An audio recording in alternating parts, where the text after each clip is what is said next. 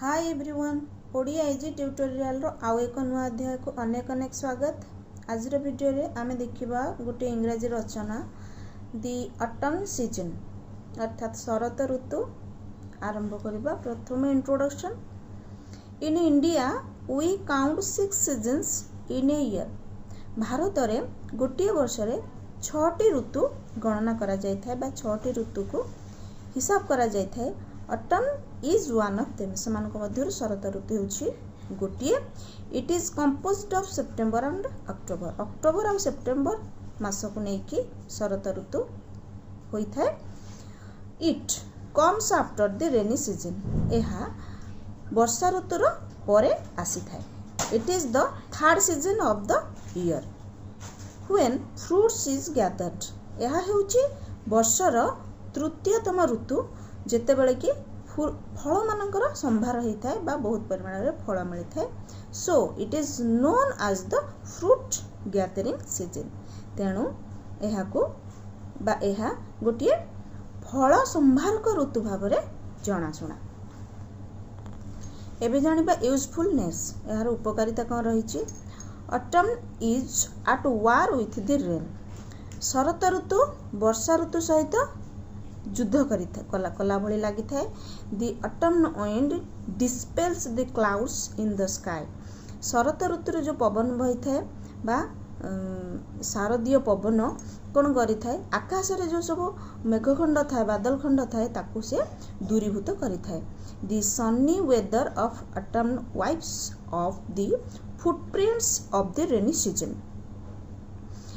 वर्षा ऋतुर पाद चिन्ह को सते जेपरी शरत ऋतुर सनी वेदर खराटिया पाग वाइप्स अप माने पूरा निश्चिन्न करि दे थाए एई भली लागे। तापर कोन कह जाउची the muddy paths are dried up. जो सब कादुआ रास्ता सब थाए से सब सुखी जाए। Bogs and swamps are no more seen. Bogs अर्थात सन्तसंतिया जगह। स्वाम्प्स हैला आमर जो से दलदलिया टाइप रो जगह थाए बा पाट जमी थाए से गुडी को सब आउ देखिबा को मिले नाही। The marshland gets dried and ditches are dried too. Marshland कह जाउची कोन पंक भूमि जो पंकुआ जगह सब थाए सी सब कोन होई थाए सुखी जाय थाए। एंड डिचेस डिचेस हैला खात बा खाल सब सी भी सब सुखी जाय थाए। आ कौन कहछि गटर्स आर ड्राइड अप। रास्ता कड़र जो नाली सब थाए से सब सुखी जाय थाए। Waters in ponds and rivers is no more muddy. नदी पुष्करिणी रो जो सब जल थाए से आ कादुआ देखा जाए नाही। The mud in the water goes down on to the beds and the water looks clear and blue. पानी रे जो सब मड बा कादु अंश थाए से सब कौन जाए तले को चली जाए एवं तले बसी जाए। आउ पानी कौन देखा जाए पूरा क्लियर परिष्कार देखा जाए एंड ब्लू एवं नीला देखा जाए। इट इज ट्रांसपेरेंट पूरा स्वच्छ मध्य देखा जाए।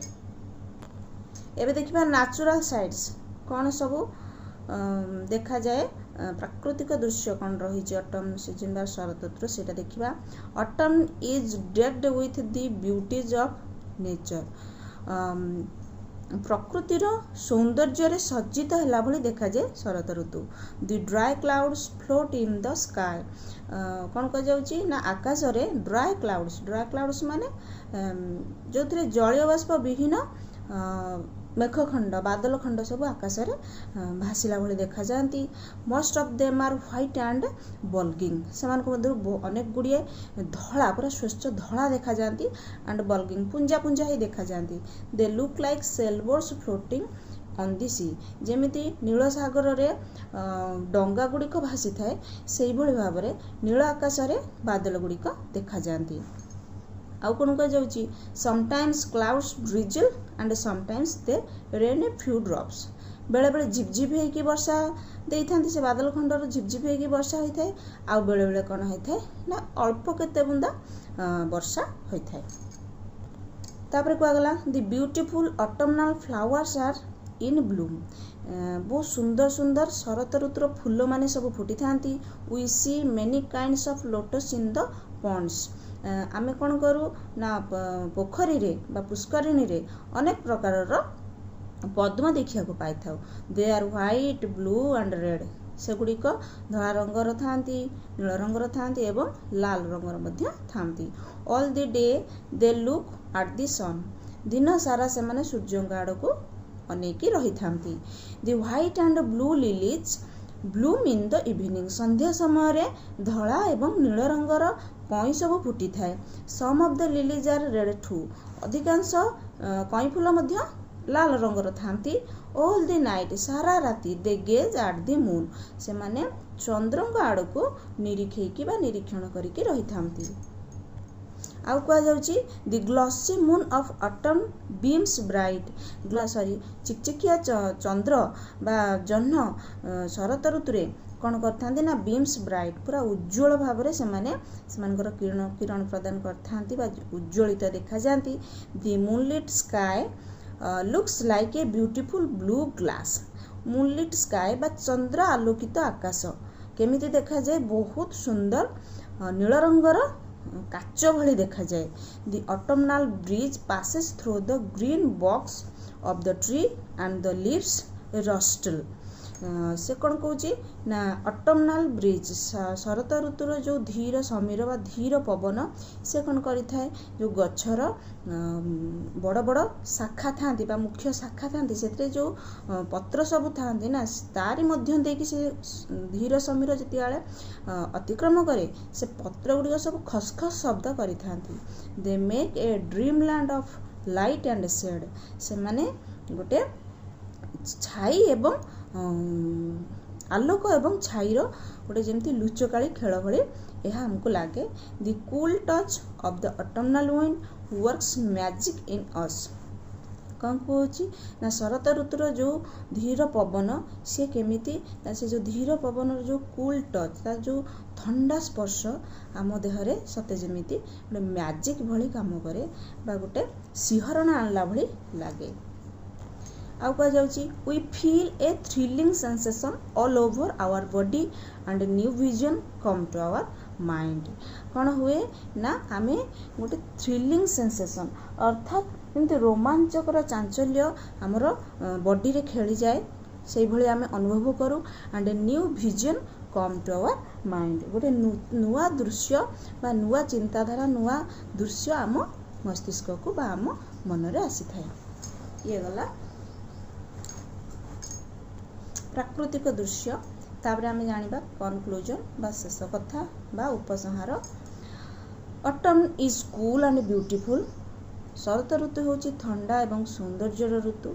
It is highly praised by the lovers of beauties जो माने प्रकृति प्रिय बा प्रकृति को भल पाती से माने ई ऋतु को बहुत उच्च प्रशंसा करिथांती। Great poet of past and present have song the praise of autumn पूर्व बा अतीत एवं वर्तमान जो महान कवि माने अछंती से माने ऑटम बा शरत ऋतुर गुणगान करिसंती बा भूरी भूरी प्रशंसा करिसंती। Hence we welcome this season तेणु एही ऋतु निश्चित भाव में स्वागत योग्य आमे माने यहाँ निश्चित स्वागत करवा वांछनीय बा जरूरी। तो ये थिला आजिर रचना गोटे इंग्राजी रचना ऑटम सीजन बा शरत ऋतु यह केमती लागला मते कमेंट बॉक्स रे जणाइबे भल लागितले लाइक करिवे अन्य माने जानिबा पई आकु व्हाट्सएप किबा फेसबुक माध्यम रे शेयर करिवे। जदि चैनल ले नुआ अछंती चैनल को सब्सक्राइब करिया को भूलिबेनी सब्सक्राइब कला परे पाखर थिया बेल आइकन प्रेस करिवे ऑल ऑप्शन सिलेक्ट करिवे जहा फल परवर्ती समय रे मु जो वीडियो गुडी को अपलोड करिवे ताहार नोटिफिकेशन आपन माने पाई परिबे।